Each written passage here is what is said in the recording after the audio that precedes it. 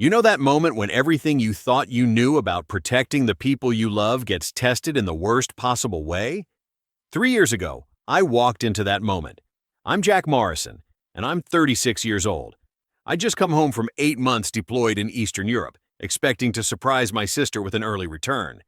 Instead, I found her on the floor of her apartment, face bloody, while her boyfriend Marcus Dobson stood over her with his fist cocked back. My jaw clenched so hard I thought my teeth would crack. What happened next involved violence, rage, and the kind of revenge that doesn't apologize for itself. I didn't just stop him that night. I destroyed his entire life, systematically, legally, completely. If you've ever watched someone hurt the people you love, if you've ever wanted to see an abuser face real consequences, you'll understand exactly why I did what I did, and I'd do it all over again. But let me start from the beginning. Before I go any further, let me know in the comments where in the world you are watching from, and make sure to subscribe because tomorrow I will share a story you don't want to miss. I pulled up to Lara's apartment building in Austin around 9 p.m. on a Tuesday. 8 months in Eastern Europe, and all I'd thought about during the flight home was seeing her face when I knocked on her door. She didn't know I was coming back early. I'd kept it secret, imagining her surprise. The building was the same two-story complex she'd moved into a year ago. Cream-colored stucco, wrought iron balconies, those ridiculous decorative shutters that served no actual purpose. I grabbed my duffel from the trunk and headed toward the stairs. That's when I heard the voices.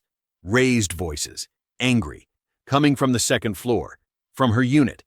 My training kicked in before I even consciously processed what I was hearing. I dropped the duffel and took the stairs two at a time.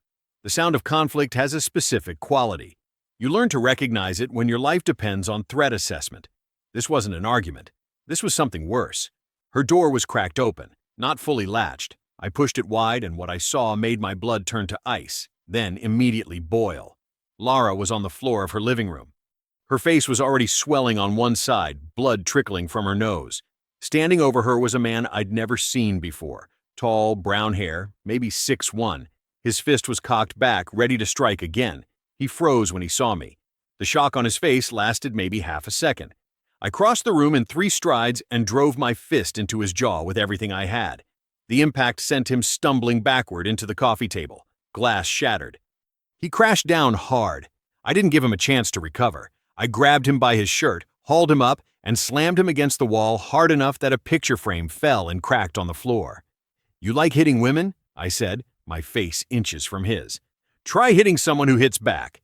He swung at me, clumsy, desperate. I blocked it easily and drove my knee into his stomach. He doubled over, gasping, trying to suck air back into his lungs. "Jack, stop."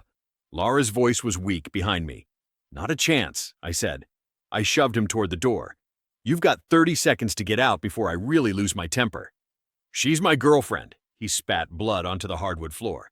"This is between us, you psycho." I grabbed him by the throat and lifted him against the wall. His feet barely touched the ground. "She's my sister. And what I just saw? That's assault. That's a crime. And you're about to find out what happens when you mess with my family." His eyes widened. Good. He should be scared. "I'm calling the cops," he choked out. "You attacked me." "Call them," I said. "Please. Let's see what they think when they see her face." I released him, and he slumped against the wall. "Better yet, I'll call them myself." I pulled out my phone and dialed 911, keeping my eyes locked on him the entire time. He scrambled toward the door, but I stepped in front of it, blocking his path. "You're not going anywhere," I said. "You want to be a tough guy? Stand there and explain yourself to the police." "Operator, what's your emergency?" The voice came through my phone. "I need police and an ambulance at 2847 Riverside Drive, apartment 204, I said, my voice unnaturally calm. "I just interrupted a domestic violence assault in progress. The victim is my sister, and the perpetrator is still on scene." His face went pale. "You bastard!" "Sir, are you in immediate danger?" the operator asked. "No," I said. "The situation is under control. The perpetrator is a male, approximately 6'1", 200 pounds, brown hair. I'm restraining him until officers arrive." "I'll get killed," he said suddenly, his whole tone shifting to desperation. "Jack, please, man. I just lost my temper. It won't happen again." "You're right about that," I said. I turned to Lara. "Come here." She limped over, holding her side. Up close, the damage was worse than I'd thought. Bruises on her arms in the pattern of fingerprints, a split lip, marks on her neck where he'd grabbed her. This wasn't the first time. My hands started shaking. "How long?" I asked her quietly. She wouldn't meet my eyes. "Jack, how long has he been hitting you?" The silence stretched. I could hear her breathing, shallow and pained. 3 months, she finally whispered. The rage that flooded through me was white hot. I turned back to him, and whatever he saw in my face made him flinch against the wall. "You're done," I told him. "Your life as you know it? Over. I'm going to make sure everyone knows exactly what kind of man you are." In the distance, sirens started wailing, getting closer. I stood between him and the door, phone still in my hand, while Lara sat back down on the floor holding her injured side. He was pressed against the wall, and I watched the realization dawn on his face. He couldn't talk his way out of this. He couldn't fight his way out. There was nowhere left to run. The police arrived within 10 minutes. 2 officers, a woman who introduced herself as Angela Morrison, and a man named Daniel Singh. They separated us immediately. Angela took Lara to the bedroom. Daniel pulled Marcus into the kitchen. I stayed in the living room, giving my statement to Angela's partner who'd come up right behind them. I could hear Marcus talking to Daniel, his voice taking on that injured, reasonable tone. "Officer, I appreciate you coming, but this is a huge misunderstanding. Her brother just showed up and attacked me out of nowhere." Angela was photographing Lara's injuries in the bedroom. I watched through the doorway as the flash went off again and again, documenting every bruise, every mark. Lara sat on the edge of her bed, staring at nothing. "And honestly, she fell earlier," Marcus was saying. "I was trying to help her up when this psycho burst in." Angela came out of the bedroom and walked straight to Lara, crouching down to Lara's eye level. I couldn't hear what she said, but I saw her gesture to the injuries, then to Marcus in the kitchen. Then I heard Angela's voice, quiet but clear. "Did he hit you?" The silence stretched. "Yes," Lara said. "Just that one word." Angela stood up and nodded to Daniel. He pulled out handcuffs. "Marcus Dobson, you're under arrest for domestic assault," Daniel said. "What? This is insane. I told you what happened."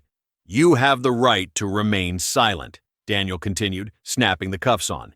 "Anything you say can and will be used against you in a court of law."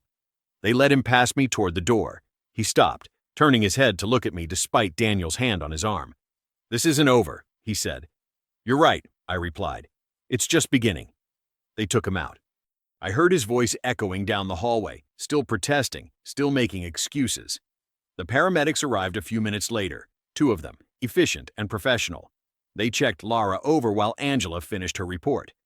"Bruised ribs, possible concussion, multiple contusions," one of them said. "We should transport her for x-rays and a CT scan." "I'm fine," Lara said. "I just want to sleep." "Lara," I said, walking over. "You need to go." "I don't want to." "You need documentation," I told her. "For the case, for the restraining order, for everything that comes next." She looked at me, her eyes filling with tears again. Finally, she nodded. In the ambulance, I sat beside her while the city lights streaked past the windows. She was crying quietly, and I held her hand, not saying anything. What could I say? That it would be okay? I didn't know if that was true yet. At the hospital, they took her back for scans. I sat in the waiting room for maybe 10 minutes before I pulled out my phone. Brady answered on the second ring. "Jack, you back stateside?" "Yeah," I said. "I need help." I told him everything. The whole story came out in maybe 2 minutes. Finding Lara, the fight, the arrest, the hospital. "I want to bury him legally," I said. "I want this to follow him for the rest of his life." "I'm on it," Brady said without hesitation. "Listen to me carefully. Don't let her talk to him. Don't let her take his calls. He's going to try to contact her. They always do. Document everything, every injury, every expense, every sleepless night." "I will. I'll file for an emergency protective order first thing in the morning," he said. "We'll make sure he can't get within 500 feet of her." "Thank you. That's what brothers do," he said. "Both kinds." I called Soledad next, Lara's best friend for years. She picked up sounding half asleep. "Jack, what's—" "Get to County General Hospital," I said. "It's Lara." She arrived within 30 minutes, still in sweatpants and a jacket thrown over her shirt. When she saw Lara's face, they'd brought her back to a room by then, her expression went from worry to pure fury. Why didn't she tell us? Soledad demanded, turning to me. Why didn't I know? He isolated her, I said. It was textbook abuser behavior. I'd seen it in training scenarios, read about it in briefings. She probably didn't even realize how bad it had gotten. Soledad's hands were shaking. What do you need from me? Everything you know about him, I said. Where he works, who his friends are, what his routine is. I'm going to make sure this follows him everywhere. Her eyes hardened. Good. Late that night, Lara finally fell asleep. The doctors had given her something for the pain and the CT scan had come back clear. No concussion, just bruising. She lay in the hospital bed with fresh bandages on her arms, sleeping fitfully, her face twitching with whatever dreams or nightmares were playing behind her closed eyes. I sat in the chair beside her bed, making notes on my phone. Marcus's full name, his workplace, some tech startup downtown, his apartment address, everything I knew, everything I could remember Lara mentioning over the past few months. Soledad paced by the window, her phone in her hand, already texting contacts, gathering intelligence. This was just the beginning. Over the week that followed, I turned Lara's apartment into Command Central. Brady filed the protective order the next morning. By noon, it was granted. Marcus was legally forbidden from contacting Lara or coming within 500 feet of her. The order was good for a year, renewable indefinitely.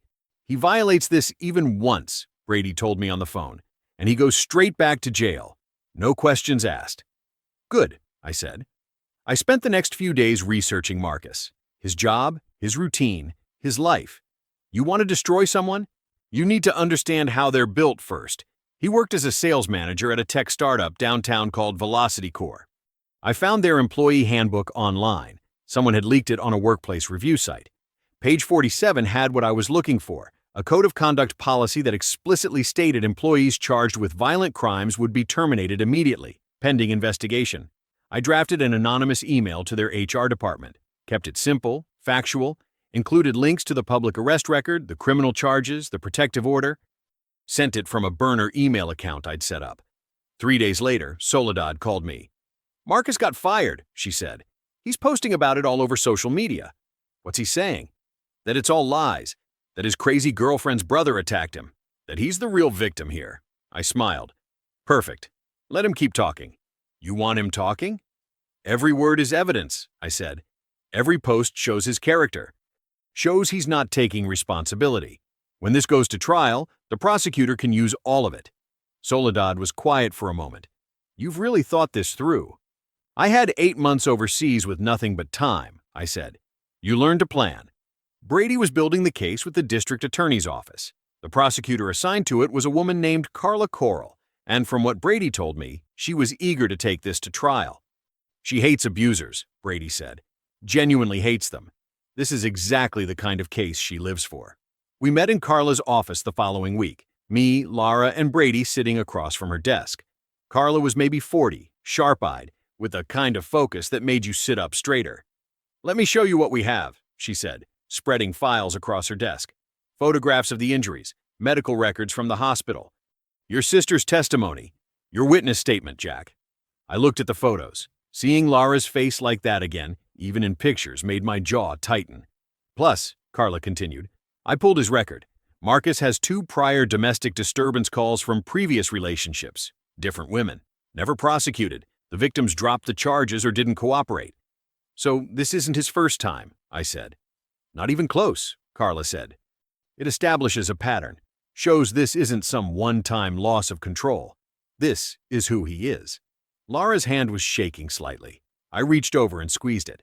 What are we looking at for sentencing? Brady asked. Carla leaned back in her chair. If we convict on all counts, aggravated assault, unlawful restraint, he's looking at 2 to 10 years in state prison. 2 years isn't enough, I said immediately. Carla's eyes met mine. I agree. But the sentencing range is what it is. What I can do is push for the maximum.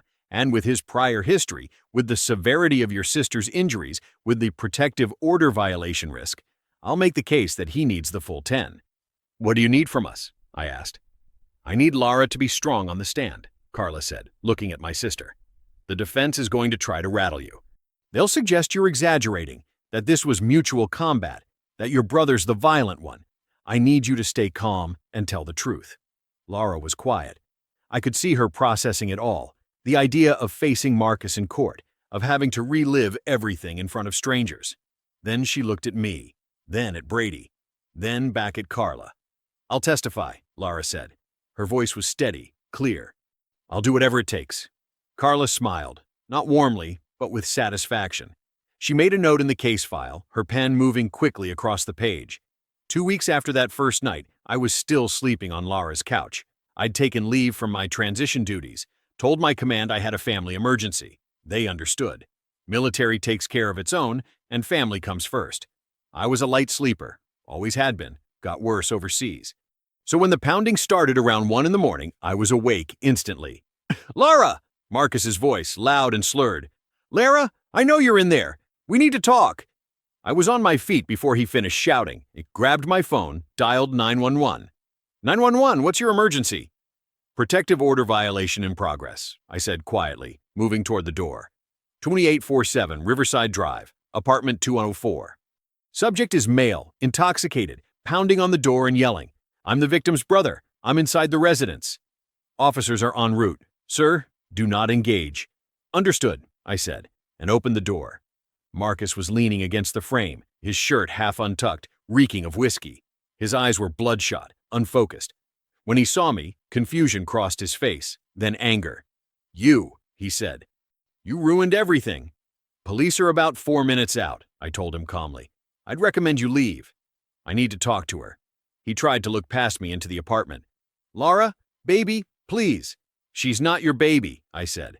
"And there's a court order that says you can't be here." "This is all your fault," Marcus said, jabbing a finger at my chest. "If you hadn't—" He tried to push past me. "Mistake." I grabbed his wrist, twisted his arm behind his back, and drove him face first into the doorframe. Not hard enough to break anything, but hard enough that he felt it.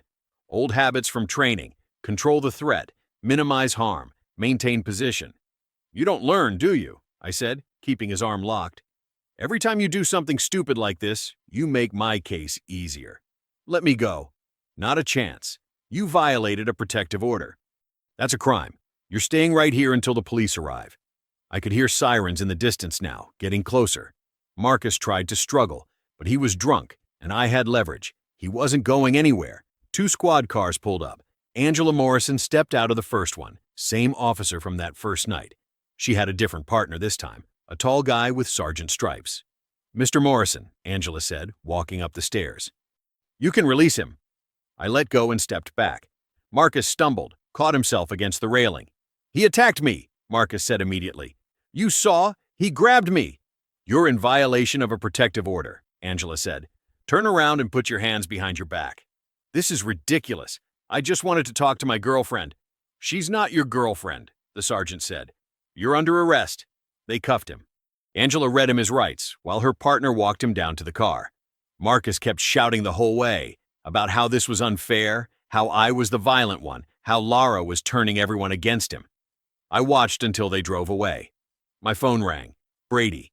"I just got the notification from the DA's office," he said. "Marcus violated the order?" "About 20 minutes ago. Drunk, pounding on the door." "Police arrested him." Brady was quiet for a moment. "This is good for us, Jack. I know it doesn't feel good, but legally, this is very good." "Explain." "It shows he's a continuing danger, shows he doesn't respect legal boundaries. This second arrest basically guarantees jail time, not probation, actual prison. The judge will see this and know he can't be trusted." "How much time are we talking? Combined with the original charges?" "We're looking at the higher end of the sentencing range now." This was a gift. The next morning, I met Brady and Carla at the DA's office. Carla looked energized when we walked in, like someone had handed her exactly what she needed. "The violation changes everything," she said, pulling up Marcus's updated file on her computer. "Now I can tell the jury and judge that this isn't just about one incident. This is about a pattern of behavior. Violence, then violating court orders, then more attempts to contact the victim." "Can we add charges for the violation itself?" Brady asked. "Absolutely. Violation of a protective order is a separate offense. We can prosecute that alongside the assault charges. Could add 6 months to a year to his sentence." I leaned forward. "Do it. All of it." Carla nodded. "Already drafting the amended charges." That evening, I came back to Lara's apartment and found her sitting on the couch with Althea. the German shepherd she'd adopted a few days earlier. The dog's head was in her lap, and Lara was stroking her ears. "Brady told me what happened," Lara said. "Marcus came here." "He did. He's back in jail." She looked up at me, and I saw fear in her eyes. "Will he ever stop trying to reach me?" I sat down next to her. "Not voluntarily. That's who he is. He doesn't respect boundaries, doesn't respect the law, doesn't respect you. So what do? We make sure he doesn't have a choice," I said. "We make sure he's surrounded by prison walls where he can't reach you, can't hurt you, can't do anything except think about what he did." 4 months after that night, we walked into the district courthouse for Marcus's trial. Brady had been preparing Lara for weeks. Practice sessions in his office, mock cross-examinations, helping her anticipate every question the defense might throw at her. I'd sat in on some of them. Watched my sister get stronger each time. "Remember," Brady told her outside the courtroom, "stay calm, answer only what's asked, and tell the truth. That's all you need to do." Marcus's attorney was a guy named Christoph Kim, slick-looking, expensive suit, the kind of lawyer who specialized in getting charges reduced or dismissed. I'd seen his type before. The trial started with jury selection, then opening statements. Carla laid out the case with precision: assault, unlawful restraint, violation of a protective order, clear pattern of abuse and violence. Christoph's opening was predictable. He claimed Lara was emotionally unstable, said I had a personal vendetta that compromised my testimony, suggested the photographs were exaggerated, maybe even staged. It was all garbage, but it was standard defense strategy. Make the victim look unreliable. Make the witness look biased. Create just enough doubt. Except none of it was going to work. Lara took the stand on the second day. She wore a simple blue dress. No makeup except what covered the faint scar on her cheek, a reminder that had never fully faded. She looked small in the witness box, but her voice was steady when Carla started asking questions. "Can you describe the first time Marcus Dobson physically assaulted you?" "It was about 3 months before my brother came home," Lara said. "I'd asked Marcus about a text message on his phone, a woman's name I didn't recognize. He got angry and grabbed my arm so hard it left bruises. Then he pushed me against the wall." "What happened after that?" "He started crying, said he was sorry, that he'd never do it again. He seemed so upset with himself that I believed him." "Did it happen again?" "Yes, about a week later. Then more frequently after that." Carla walked her through the pattern, the escalation, the threats, the isolation. How Marcus had told her he'd hurt her worse if she told anyone. How she'd started making excuses to avoid seeing friends and family. When Christoph cross-examined, he tried to shake her. Asked if she'd ever hit Marcus back, if she'd provoked him, if maybe she was exaggerating because she was embarrassed. Lara didn't flinch. "No," she said to each question. "He hit me. Multiple times. He threatened me. He tried to control every part of my life. And the night my brother found us, he would have kept hitting me if Jack hadn't stopped him." I testified next. Carla asked me to describe what I saw when I entered Lara's apartment that night. I gave her the details, precise, specific. Lara's position on the floor, curled up, protecting her head. The fresh blood from her nose. The way Marcus's fist had been cocked back, ready to strike again. "Did you have any doubt about what you were witnessing?" Carla asked. "None. I've seen combat. I know what violence looks like. That was assault in progress." Christoph tried to paint me as overly protective, suggested I'd misinterpreted what I saw because I was biased, asked if maybe Lara had attacked Marcus first, and I'd arrived at the wrong moment. "She was on the ground bleeding," I said. "He was standing over her with his fist raised. There's no misinterpretation there." Then Carla showed the photographs. Lara's face, bruised, swollen, split lip. The finger marks on her neck, the bruises on her ribs from the medical examination. I watched the jury, saw their faces change, saw them look at Marcus with disgust. Even Christoph looked away for a moment when the images went up on the screen. The jury deliberated for less than 3 hours, guilty on all counts. Marcus's face went white when the foreman read the verdict. His attorney put a hand on his shoulder, probably telling him they'd appeal.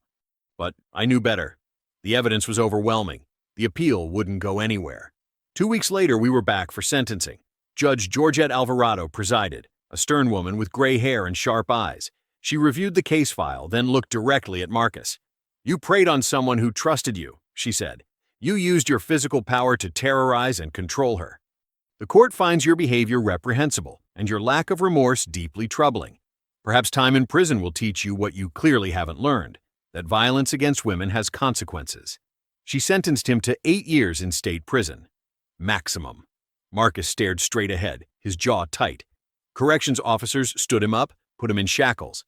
As they led him toward the door, he turned and looked at me. I didn't smile, didn't gloat, just watched. He disappeared through the door. Lara's hand found mine and squeezed tight.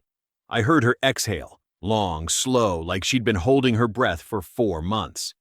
With Marcus behind bars, I focused on Lara. She started therapy twice a week with a woman named Dr. Patricia Vance, who specialized in trauma and domestic violence. I drove Lara to the first few sessions, waited in the parking lot until she came out. "How'd it go?" I asked after the first one. "Hard," Lara said, "but good, I think." Week by week, I watched my sister come back to herself. The woman she'd been before Marcus, confident, funny, quick with a sarcastic comment. It didn't happen overnight, but it happened. She moved to a new apartment 3 months after the trial. Somewhere bright and safe, with a doorman named Vincent, who took his job seriously, and security cameras covering every entrance. I helped her pick out the unit, second floor, corner spot, good sight lines from the windows, helped her set up the furniture, hang pictures on the walls. "This feels like starting over," Lara said, standing in the middle of her empty living room. "That's because it is," I told her. She adopted a dog from the local rescue, a German Shepherd mix named Althea, big, muscular, protective as hell. Althea took one look at Lara and decided that was her person. Anyone who came near Lara got scrutinized first. "She's perfect," Lara said, scratching behind Althea's ears. I agreed. Around the same time, Brady recommended I start attending a veterans support group for guys transitioning out of active duty. Wasn't sure I needed it, but I went anyway. That's where I met Irish. Irish Connor worked as a physical therapist at the VA hospital. Smart, independent, with zero patience for nonsense. We started talking after one of the meetings, got coffee the next week. "Your sister's lucky to have you," Irish said one evening as we walked through a park downtown. "I'm lucky I got home when I did," I replied. "If I'd been deployed another week." I didn't finish the sentence. Irish squeezed my hand. We kept seeing each other. Turned into something serious over the next few months. She didn't try to fix me or push me to talk about things I wasn't ready to discuss. Just existed beside me, solid and real. I transitioned out of active duty and took a job as a security consultant for a private firm. Good pay, used my training, kept me sharp. Lara got promoted at her marketing job, started dating again, carefully, slowly. Soledad vetted every guy thoroughly, ran background checks, asked pointed questions. Life was moving forward. Felt like we'd finally gotten past the worst of it. Then Brady called. "Marcus is filing an appeal," he said. His voice was tight, controlled. I felt my stomach drop. "On what grounds?" "Claims inadequate legal representation. Says Christoph didn't present evidence that would have exonerated him." "That's garbage," I said. "The evidence was overwhelming." "I know, but appeals can take years, and even if he loses, it keeps him in the news. Keeps him connected to Lara's life." I was quiet for a moment. "What are the chances the appeal succeeds?" "Minimal, maybe 5%, but that's not zero." "Keep me updated," I said. "Every development." I hung up and sat there staring at my phone. 5%. Low, but not nothing. I didn't tell Lara right away. She was doing so well. Didn't want to send her spiraling over something that probably wouldn't go anywhere. 1 week later, Lara called me. Her voice was shaking. "A reporter just called me, asking for comment on the appeal in the Marcus Dobson case." "What did you say?" "Nothing." I hung up. "Jack, what's happening?" "Come over," I said. "We'll talk about it." That evening, Lara showed up at my apartment with Althea. Her face was pale, eyes wide. "What if something goes wrong?" she asked. "What if there's a technicality, or the judge makes a mistake?" "Then we deal with it," I said firmly. "But Lara, you can't live your life afraid of what ifs. You've come so far. Don't let him take that away from you." She nodded, but I could see the fear in her eyes. The progress we'd made suddenly felt fragile. I couldn't just sit back and wait for the legal system to handle this. Needed insurance, something that would make absolutely certain Marcus stayed behind bars even if the appeal somehow succeeded. So I started digging into his past. Social media first. Facebook, Instagram, LinkedIn. Marcus wasn't careful about his digital footprint. Tagged photos going back years, comments from old friends, check-ins at bars and restaurants. I found names, Women who'd commented on his posts before Lara. Women who'd been in photos with him, arms around his shoulders, smiling at the camera. Then I reached out through mutual connections. Soledad knew someone who knew someone. Brady had contacts in the legal community who'd dealt with Marcus's previous incidents. It took 2 weeks to identify 3 women who dated Marcus before Lara. The first was Nayla Smith. She'd moved to Denver about 18 months ago. I called her on a Tuesday afternoon. "Ms. Smith, my name's Jack Morrison. I'm calling about Marcus Dobson." Silence on the other end. Then, "What about him?" "He hurt my sister. He's in prison now, but he's filing an appeal. I'm trying to gather information about his past relationships." Another pause. He choked me. I grabbed a pen. "Can you tell me what happened?" "We got into an argument," Nala said. Her voice was quiet, steady. "About him flirting with another woman at a party. He grabbed me by the throat and slammed me against the wall. Said if I reported it, he'd kill my dog." "Did you report it?" "No." I broke up with him the next day and moved cities 2 months later. I was terrified he'd follow through. I asked if she'd be willing to document everything, give a recorded statement, provide any photos or texts. She agreed. The second woman was Carson Bush. Still lived in Austin, worked at a nonprofit downtown. We met for coffee at a place near her office. She was guarded at first, arms crossed, watching me carefully. "Marcus is in prison," I told her, "but he's trying to overturn the conviction. I need to know what he did to you." Carson's jaw tightened. "It started with verbal stuff, calling me stupid, worthless. Then one night he shoved me into a bookshelf, cut my forehead open." "Did you file a report?" "Yeah, but Marcus showed up at my apartment crying, saying he'd lose his job and end up homeless if I pressed charges. Said he'd changed." She shook her head. "I was an idiot. I dropped it." "You weren't an idiot," I said. "He manipulated you. That's what abusers do." She stared at her coffee cup. "I regret it every day." I asked if she'd be willing to help now. She said yes, immediately. The third woman was Angela Clark. Took me longer to find her. She'd changed her last name after getting married. When I finally got her on the phone, she was hesitant. "I don't want to relive that," she said. "I understand. But he's trying to get out early. And if he does, he'll do this to someone else." Long silence. Then, he pushed me down a flight of stairs. Told the hospital it was an accident. I had a concussion, broken wrist, cracked ribs. "Why didn't you press charges?" "I was terrified. He'd threatened me before. Said he knew people who could make me disappear." Her voice cracked. "I just wanted to be safe. He can't hurt you now," I told her. "He's locked up. But I need your help making sure he stays there." She agreed to provide her medical records and a statement. I documented everything. Recorded phone conversations with permission. Collected photographs, medical records, police reports. This wasn't just about Lara anymore. This was about establishing that Marcus was a serial predator. A man who'd been hurting women for years and getting away with it. I sent everything to Carla. She called me back within an hour. "This is gold," she said. "If the appeal moves forward, I can use this to demonstrate a pattern of behavior. It completely undermines any claim that this was an isolated incident or a misunderstanding." "Good," I said, "because I want him to know that every time he tries to fight this, I'm going to dig deeper."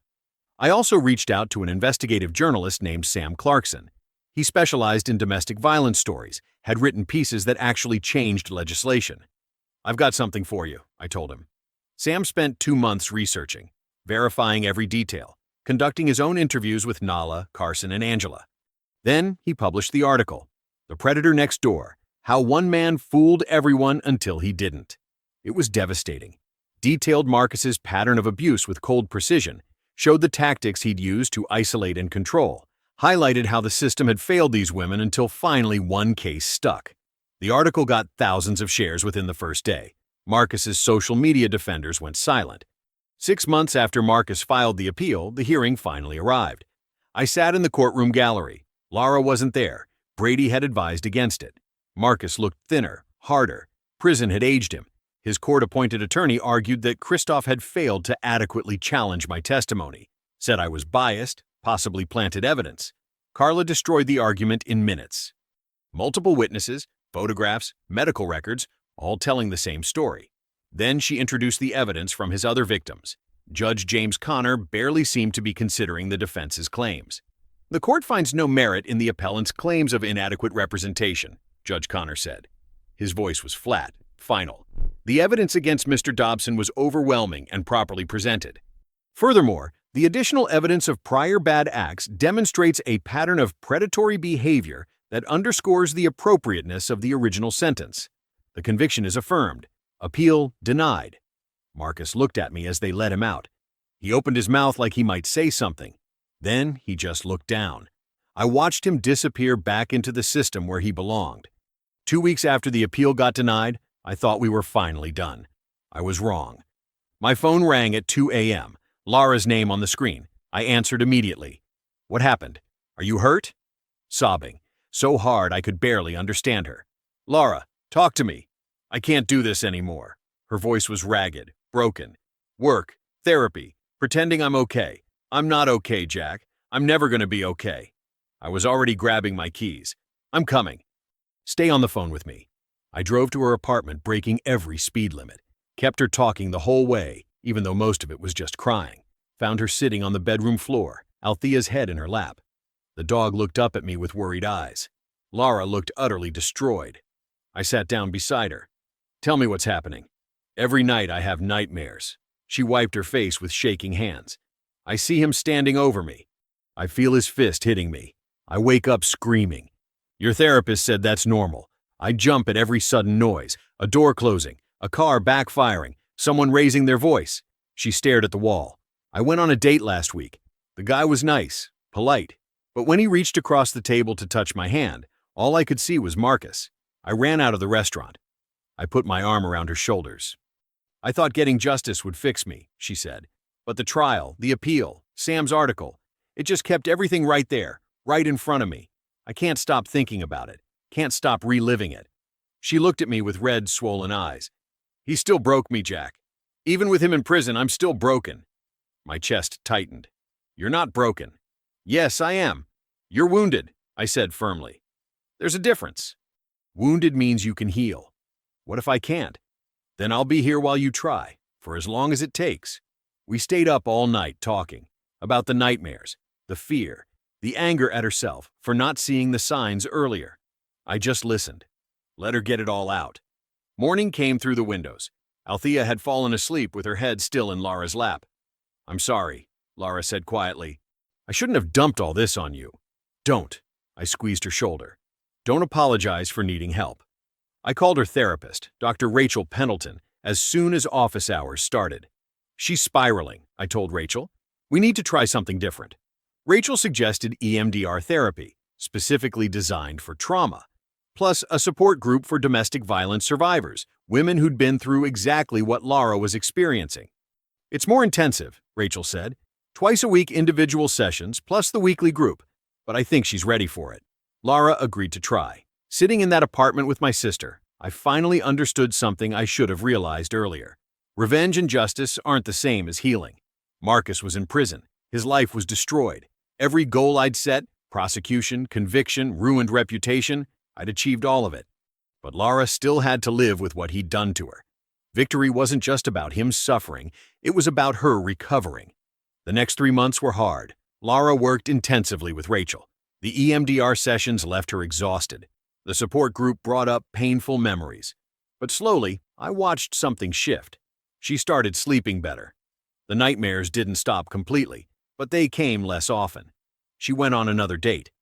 This time she didn't run. And then she did something I didn't expect.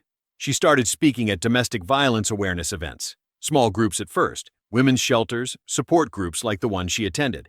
I went to her first talk, sat in the back of the room at a shelter downtown. I'm not a victim anymore, Lara told the audience of 15 women. I'm a survivor, and surviving means refusing to let him win. Refusing to let what he did define who I am. Her voice was steady, strong. The women listened like she was speaking directly to each of them. Maybe she was. Watching her speak, I finally got it. Real victory wasn't just Marcus rotting in a cell, though he absolutely deserved that. It was Lara standing in front of strangers, telling her story, taking back her power. That's when the idea hit me. I waited until after her talk, when we were getting coffee. I want to propose one more thing, I said. She looked at me warily. What? A civil lawsuit against Marcus for damages. He doesn't have any money. I know, but we can get a judgment that follows him for the rest of his life. I leaned forward.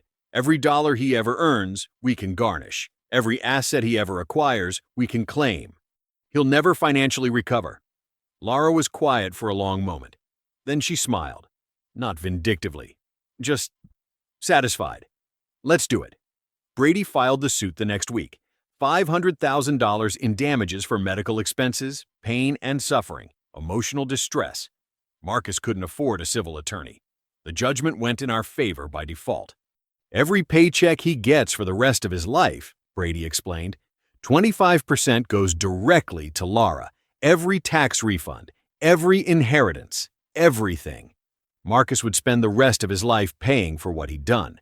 2 years into Marcus's sentence, Brady called me with an unexpected request. Marcus's prison counselor reached out. He said, "Marcus wants a meeting. Says it's part of his rehabilitation program. He wants to apologize." "Tell him no," I said immediately. That's what I figured, but I wanted to run it by you first. I hung up and thought the conversation was over. Then Lara called me that evening. "Brady told me about the meeting request," she said. "I already said no." "Jack, I want to hear it." I felt my jaw tighten. "Lara, I need to," she insisted. "I need to look him in the eye and hear him try to explain himself. I need to see that he can't hurt me anymore." Every instinct told me this was a bad idea, but the strength in her voice stopped me from arguing. "If you're sure," I said finally. "I'm sure." 3 weeks later, we sat in a sterile meeting room at the state prison. Me, Lara, and Brady on one side of a metal table. Marcus and his counselor, a middle-aged woman named Dr. Veronica Hastings, on the other. Marcus looked awful. Prison had aged him a decade. His face was gaunt, cheekbones sharp under pale skin. New scars marked his knuckles. I could guess where those came from. Abusers weren't popular behind bars. "Thank you for coming," Marcus said. His voice was different, smaller somehow. Lara said nothing, just stared at him. "I wanted to tell you both that I'm sorry," Marcus continued. "I was angry and out of control. I hurt you, Lara, and I hurt myself. I've been working with Dr. Hastings to understand why I did what I did." "Stop," Lara said quietly. Marcus fell silent. "You don't get to understand yourself into forgiveness," Lara said. Her voice was steady, cold. "You beat me. You terrorized me. You tried to destroy my life. And when you got caught, you lied and made excuses and tried to paint yourself as the victim. I know.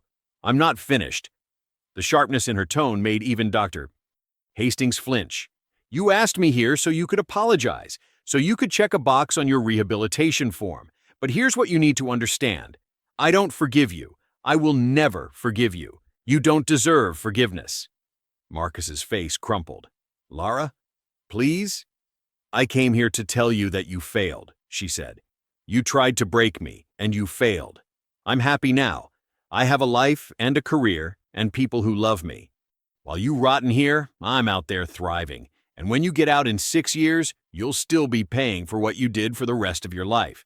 Every paycheck garnished, every job application flagged, everyone you meet will know what you are." She stood up. So did I. "Goodbye, Marcus," Lara said. "I hope you think about this conversation every single day." We walked out, leaving him sitting there with his counselor. In the parking lot, Lara turned to me. For the first time in years, I saw genuine peace on her face. "I'm done," she said. "I'm finally done carrying him around." 1 year later, everything had changed.